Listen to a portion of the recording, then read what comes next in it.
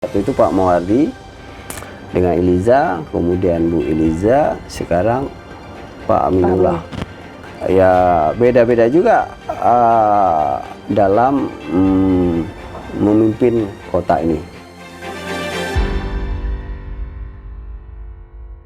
Assalamualaikum warahmatullahi wabarakatuh. Pemirsa PTM yang sedang bahagia dimanapun Anda berada, berjumpa lagi bersama saya Indah Rastika Sari dalam program podcast PTM. Hari ini di edisi Senin 25 Januari 2021 di episode ke-7 tahun kedua. Dan hari ini kita akan membahas mengenai peran DPRK, Dewan Perwakilan Rakyat Kota Banda Aceh dalam pembangunan di Kota Banda Aceh khususnya. Dan sudah hadir di PTM kali ini yaitu Pak Sabri Badrudin ST. Nah, beliau merupakan anggota DPRK Kota Banda Aceh. Assalamualaikum. Waalaikumsalam warahmatullahi wabarakatuh. Gimana Pak kabarnya? Alhamdulillah baik, sehat walafiat. Alhamdulillah sehat walafiat. Harus tetap jaga kesehatan ya Pak ya? Insya Allah. Amin. Sibuk apa aja Pak sekarang? Ya rutinitas lah biasa. Di awal tahun ini ada agak santai, mungkin nanti di awal Februari kita udah mulai masuk pembahasan kanun ya, dan hal-hal lain yang menjadi kebutuhan pemerintah Kota Banda Aceh. Baik, kalau yang udah kemarin beberapa kanun-kanun yang sudah selesai? Yang sudah di tahun 2020 itu sekitar 11 kanun ya. 11 kanun? Ada kanun APBK, ada RDTR, ada kanun RTH, ada kanun parkir ya. Parkir, ada ketahanan keluarga, pemetaan kampung, mukim. Ada 11 kanun? Ada 11. Prioritas tahun ini Bang, 2021? Ini tadi saya komunikasi ke Sekwan yang baru masuk ya. Saya juga nggak tahu apakah sudah masuk lengkap dengan naskah akademik dan draftnya atau belum. Katanya baru 2, saya juga belum lihat ya, belum masuk ke ruang saya. Sebagian ada yang melanjutkan kanun-kanun yang belum selesai di tahun 2020. Berarti ada berapa lagi Bang ini PR-nya? Seperti di tahun kanun rencana pengembangan, rencana induk pengembangan pariwisata misalnya. Ada RIPDA ya, ada beberapa kanun lah yang harus kita selesaikan di tahun 2021. Dan sekarang akan dibahas Bang ya. Berarti pariwisata salah satunya, terus apa lagi Bang? Saya juga kurang hafal ya. Ada kanun bangunan gedung ya. Ada kanun pengelolaan limbah domestik, ada pelestarian cagar budaya ya. Ada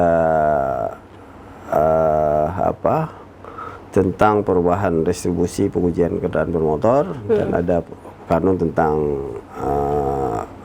PDAM Tadarui. PDAM Tadarui. Baik. Kalau untuk PDAM sendiri Bang, khususnya ini apa aja nih yang mau dibahas? Iya, yang akan dibahas kanunnya, kanun tentang pengelolaan air. PDAM-nya, perusahaannya. Oh, perusahaannya khususnya Bang ya. Berarti Bang kalau untuk di DPRK udah 3 periode ya Bang? Sudah dilantik 3 periode dan sudah 11 tahun situlah. 11 tahun Bang. 2014 mulai. 2009 mulai.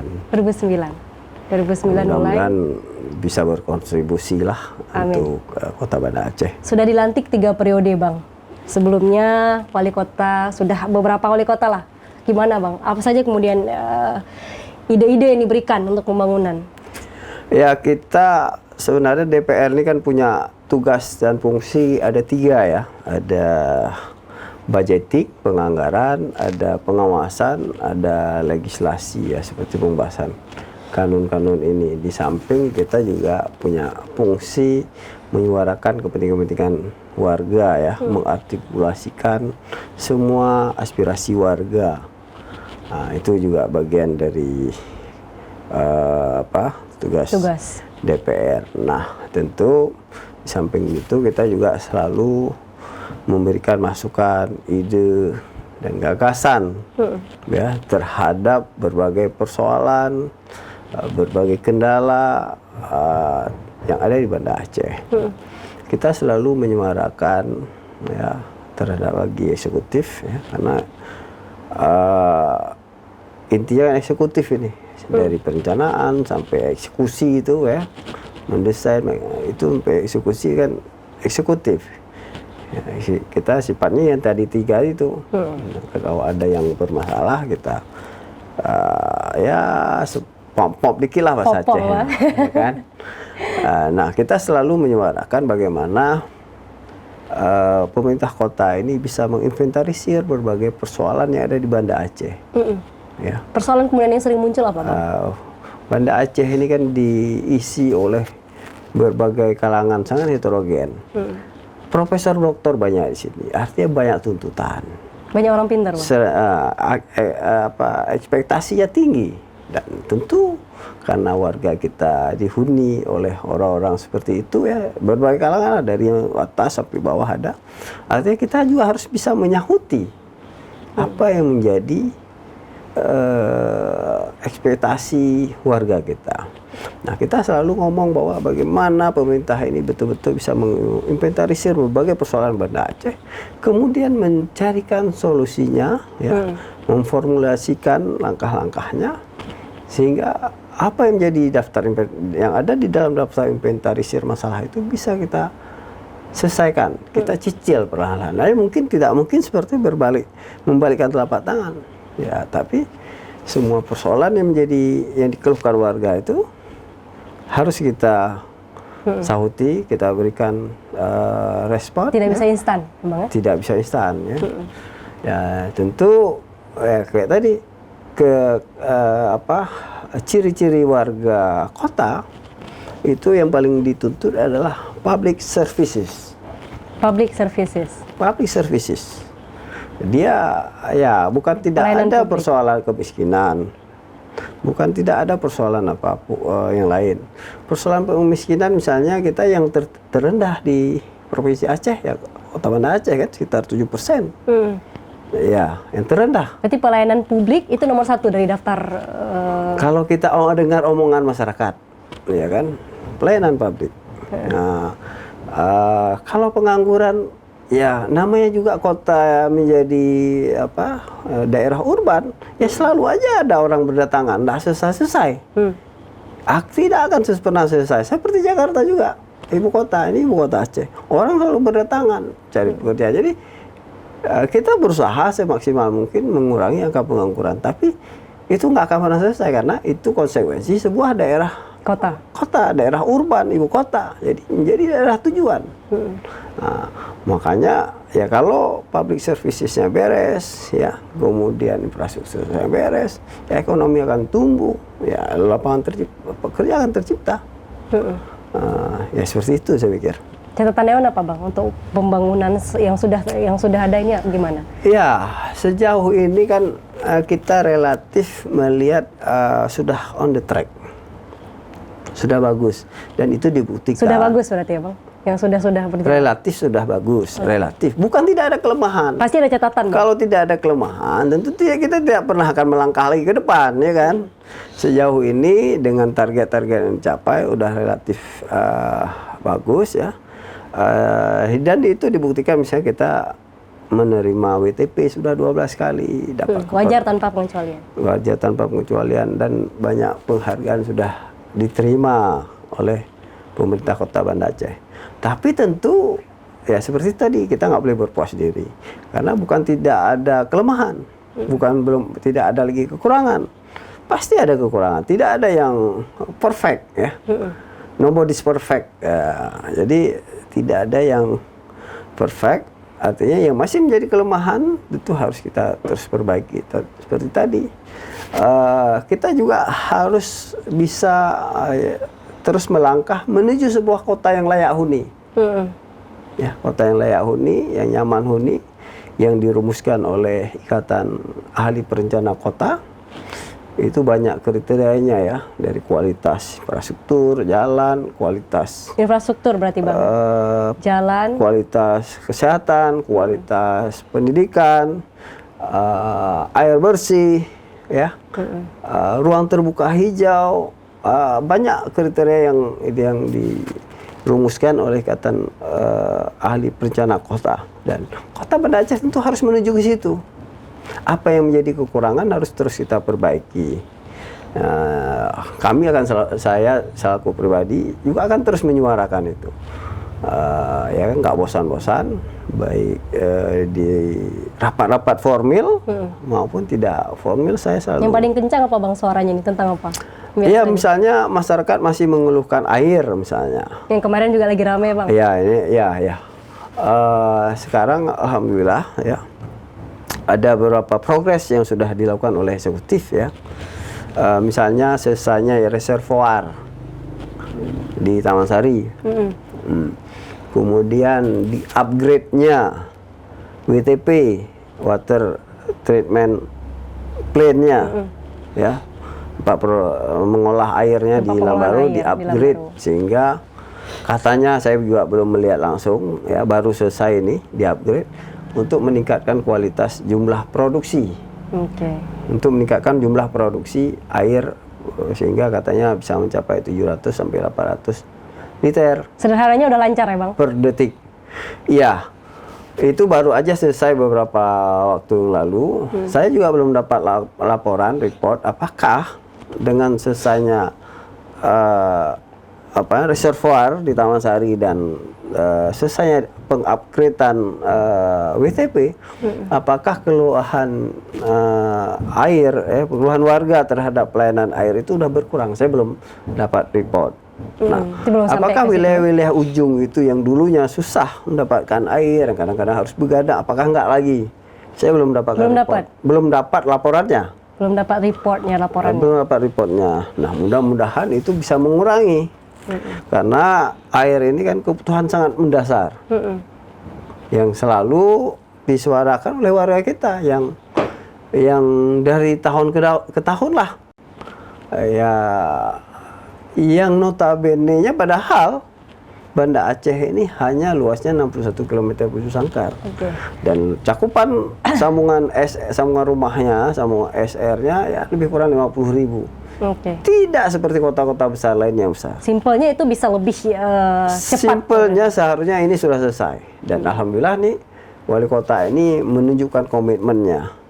Nah, progresnya keadaan lapangannya saya belum mendapatkan report karena memang baru saja selesai diresmikan ya, diresmikan penggunaan reservoirnya dan baru selesai di upgrade WTP-nya di Lambaru. Mudah-mudahan benar adanya bahwa ini benar-benar sudah mengurangi keluhan warga. Kalau di dapil gimana Bang? Lancar kondisinya? Kalau di rumah saya ya alhamdulillah sudah bagus ya. Sempat ngadat-ngadat. Ya sama seperti juga warga lain. Tadi kalau Bang Sabri ini ya, Pak Sabri. Jangan dipikir karena rumah lancar. DPR waktu warga lain itu tidak mengalami air yang tidak lancar, rumah saya sama saja. Kadang-kadang ya saya juga harus pakai air sumur, ya beberapa waktu lalu. Mudah-mudahan ini nggak ada lagi. Tapi persoalan air kan tidak hanya di situ saja. Dia harus terpenuhi 3K. Betul. Ada terpenuhinya secara kuantitas, ya. Ada kualitas dan ada kontinuitas. Kalau satu hal dari 3 ini belum terpenuhi, artinya kita belum sukses. Kita belum sukses, Bang. Udah terpenuhi belum 3-3? Kalau nggak sukses ini bukan hanya wali kota, ya kami juga nggak sukses. Karena kami bagian dari pemerintah di legislatifnya. Yang juga mendukung, Bang ya? Yang harus mendukung, mensupport dan selalu berkuat apa ya? Karena apalagi waktu saya ketua Komisi B ya. Waktu saya ketua Komisi B itu ya saya imbang ketua Dirut PDAM juga menerima SMS warga, WA warga, Pak begini Pak gitu kan. Sekarang lebih santai Pak ya, nggak sering di japri-japri. Kadang-kadang orang juga masih menganggap saya masih Komisi B. Tapi belum dapat laporannya ya? Ya masih sering di WA, sering di Pak WA. Keluhan ya sejauh saya bisa meneruskan WA-nya ke pihak PDAM saya teruskan. Ya kadang-kadang itu terbantu, terbantu. Cuma kan yang sifat-sifatnya itu kan ya insidental dan kita temporer penanganannya. Kita nggak ingin seperti itu terus. Bagaimana dari hari ke hari keluhan-keluhan masyarakat itu terus menurun. Oke, baik. Sehingga kualitas pelayanan kita di bidang pelayanan air bersih itu bisa lebih baik. Sebenarnya bukan air bersih. Ke depan harus berubah menjadi air minum karena ada beda. Langsung Bang ya, bisa diminum. Beda arti kualitas air bersih dengan air minum itu beda. Baik. Dari hari ke hari Bang, 2009 sudah jadi anggota DPRK sampai hari ini. Gimana Bang catatannya untuk kepemimpinan wali kota, wakil wali kota kita? Iya, saya sudah 3 ataupun 2, 3 waktu itu Pak Mawardi dengan Eliza, kemudian Bu Eliza, sekarang Pak Aminullah. Tentu punya style beda-beda ya. Gaya beda-beda. Ya. Dan persoalannya kan dinamis, tidak selalu sama ya. Tidak selalu sama, makanya ya beda-beda juga dalam memimpin kota ini. Pak Mawardi mungkin beliau memimpin begitu habis selesai tsunami ya. Beliau jadi wali kota, tentu banyak PR yang luar biasa yang harus beliau selesaikan dan alhamdulillah penilaian masyarakat terhadap beliau itu sangat bagus sehingga waktu maju kedua itu beliau lagi sakit-sakitan pun tidak kampanye pun terpilih. Ya. Baik. Kemudian banyak infrastruktur selesai. Tapi air belum nggak selesai juga. Oke. Jadi ini catatan dari tim ses ya, Pak? Catatan. Artinya kami ini berkewajiban selalu mendorong yang terbaik lah untuk Banda Aceh, ya kan. Kemudian ada Bu Eliza, tentu waktu Bu Eliza melanjutkan apa yang sudah dilakukan oleh Pak Mawardi yang dulu beliau satu paket, ya. Kemudian sekarang Pak Aminullah dengan background yang berbeda juga punya style dan visi yang berbeda pula, yang semuanya punya kelebihan ya, masing-masing orang punya kelebihan dan kelemahan, dan inilah tugas kita bersama untuk kita dukung, kita dorong. Kalau ada kelemahan kita kritisi dengan bahasa yang sehat, dengan bahasa yang baik, dengan niat untuk perbaikan Kota Banda Aceh. Sebagai anggota DPRK, Mas, mana nih yang paling sejalan, yang paling disuka sebagai pribadi? Iya, penilaian yang lebih objektif itu ada di masyarakat. Ya. Kalau saya sejauh itu bisa menjalankan amanah rakyat itu dengan baik, bisa melaksanakan atau mengurangi berbagai persoalan yang ada di Banda Aceh, ya saya fine saja ya. Kita kalau ada yang positif kita apresiasi. Kalau yang masih kurang-kurang saya beri masukan ya. Kadang-kadang nggak vulgar, nggak di media, kadang-kadang saya bisa langsung telepon atau waktu rapat-rapat. Intinya kita semua harus punya niat yang baik untuk mendorong ini ke arah lebih baik, lebih maju ya. Tentu apakah dianggap sudah puas? Kalau lagi-lagi kalau kita sudah puas yang ada seperti ini, kita nggak pernah melangkah lagi. Udah selesai ya? Udah selesai. Sementara yang namanya pembangunan, mendorong percepatan kesejahteraan rakyat itu nggak pernah selesai urusannya. Nah, makanya setiap saat kita harus evaluasi mana yang sudah dilaksanakan, mana yang belum, mana yang bisa kita tarikkan ke depan. Baik. Dan inilah yang butuh perencanaan yang baik di Kota Banda Aceh, dan itu sebenarnya ada di eksekutif semua. Perencanaan yang baik, Pak. Perencanaan yang baik, baik. Kita sifatnya mengkritisi, ya, mengawasi, ya, mendorong agar itu bisa terlaksana dengan baik, sesuai dengan visi misi, sesuai dengan RPJM, ya. Jangan pula RPJM dia jihkedro, APBK gero. Nah, makanya kita kawal bahwa agar apa yang sudah direncanakan itu bisa dilaksanakan, diimplementasikan yang dibutuhkan dengan penganggaran. Oke. Jadi bisa jalan, Bang. Bisa jalan. Bisa jalan mandum. Kok jadi Bek Muhid kena. Iya, jangan sampai RPJM itu hanya untuk sebuah dokumen yang indah-indah saja dibaca. Oke. Tapi dia sebenarnya untuk mengguiden pelaksanaan APBK setiap tahun. Baik. Tahun ini, Bang, target dari Dewan apa, Bang? Ya, seperti tadi saya katakan bahwa yang utama itu public services ya. Pelayanan publik di mana? Ya, misalnya ya tadi air harus lebih baik ya. Kemudian penataan parkir harus baik ya. Kemudian ada namanya ruang-ruang publik RTH yang harus lebih diberi ruang pada warga ya, disediakan pada warga. Kemudian walaupun di Aceh ini mungkin kualitas pendidikan kita di Aceh ya, kita yang paling baik. Di Aceh, Bang ya? Di Aceh, tapi kan nggak boleh berpuas diri. Oke. Berarti bukan catatan? Ya harus catat juga bahwa kita harus kejar, kualitasnya harus naik lagi, nggak boleh hanya bagusnya se Aceh. Tapi bagaimana kita kualitas pendidikan kita terus meningkat, bisa bersaing dengan kota-kota lain besarnya yang ada di Indonesia. Nah, kemudian begitu juga dengan kualitas kesehatan, karena disyaratkan dalam kriteria kota layak huni itu tidak hanya tersedia fasilitas pendidikan, tidak hanya tersedia fasilitas kesehatan, ya, tapi juga bagaimana kualitas pendidikan, kualitas kesehatan juga naik, juga bagus. Karena ya ujung-ujungnya kan kemajuan sebuah daerah itu diukur dengan Human Development Index. Oke. Pembangunan manusianya. Indeks pembangunan manusia. Nah, alhamdulillah memang Banda Aceh sudah relatif sudah baik ya. Pernah peringkat 2 di bawah Yogyakarta. Oke. Kita kan. Tapi itu kan dinamis. Kita nggak boleh berdiam diri, harus terus meningkat. Orang lain juga meningkat. Kalau kita nggak stuck, kita akan dilampaui oleh daerah lain. Ya, kita harus meningkatkan kualitas warga kita. Kita harus meningkatkan kesehatan warga kita. Indeks kesehatan kita juga bagus.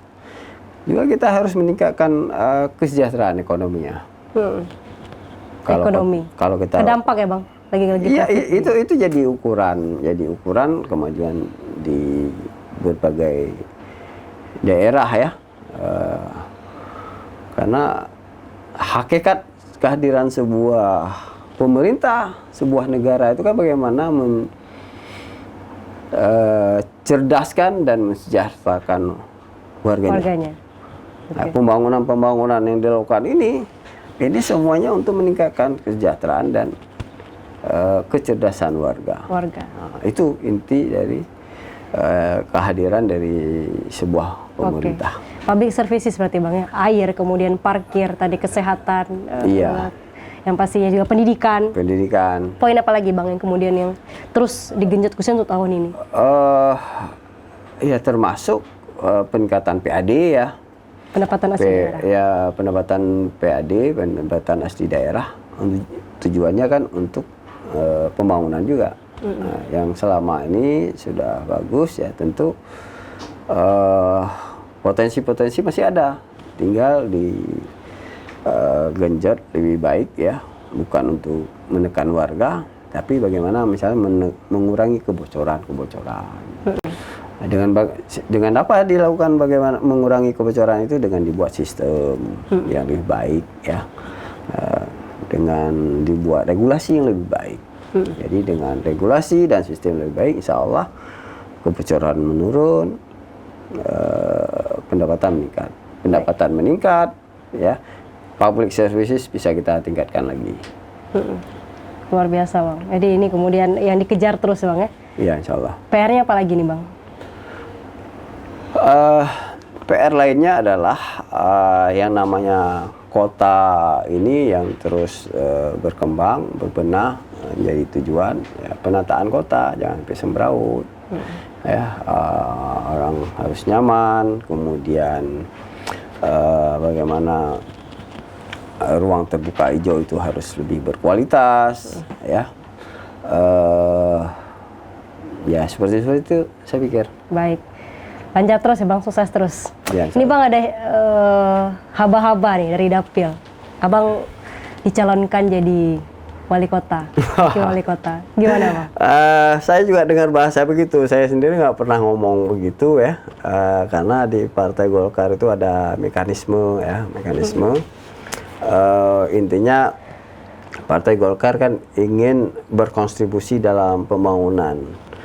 Berkontribusi langsung dalam pembangunan adalah dalam bagaimana mengirimkan kader-kader terbaiknya di unsur-unsur di instansi-instansi pembangunan itu, misalnya di DPR, di eksekutif, ya di pemerintahan kan. Nah, kalau nanti ada kader ya Golkar yang dinilai layak, disurvei, kemudian nanti didorong, keputusannya ada di pusat. Di pusat memantau siapa kader-kadernya yang dianggap punya kompetensi, punya kualitas dan punya kapabilitas serta elektabilitas, ya, popularitas dan elektabilitas yang baik itu akan didorong untuk berpartisipasi dalam pilkada. Pak Sabri Badrudin siap? Kebetulan kader kita banyak, ya. Kader kita banyak, siapapun yang nggak mesti Sabri Badrudin. Kalau ada kader lain yang bagus elektabilitasnya, ya harus siap. Berarti Pak Sabri Badrudin juga siap? Ya konsekuensi jadi kader. Oke, siap. Konsekuensi jadi kader harus siap ketika ada penugasan. Tentu penugasan di Golkar itu tidak serta-merta begitu. Dia harus dilalui dengan berbagai tahapan, proses dan survei. Baik. Kalau survei gimana nih Bang? Ada nggak? Udah mulai ini ya? Kepoin mungkin? Kita nggak tahu. Nanti DPP biasa melakukan survei tanpa aba-aba. Dia melakukan survei mana kadernya yang diterima masyarakat, dikenal masyarakat, punya kapasitas yang baik, ya. Itu nanti akan didorong untuk maju di event-event seperti pilkada. Baik. Terima kasih sekali Pak Sabri Badrudin, anggota DPR Kabupaten Aceh. Kita sudah selesai waktunya. Baik. Main lagi ya Pak? Insyaallah. Podcast Pehtem. Terima kasih juga buat Anda pemirsa yang sudah menyaksikan program Podcast Pehtem. Sudah subscribe? Ayo subscribe dulu biar tetap update info-info dari kami. Akan ada juga perbincangan yang menarik pastinya. Saya Indah Rastika Sari pamit. Wassalamualaikum warahmatullahi wabarakatuh. Waalaikumsalam.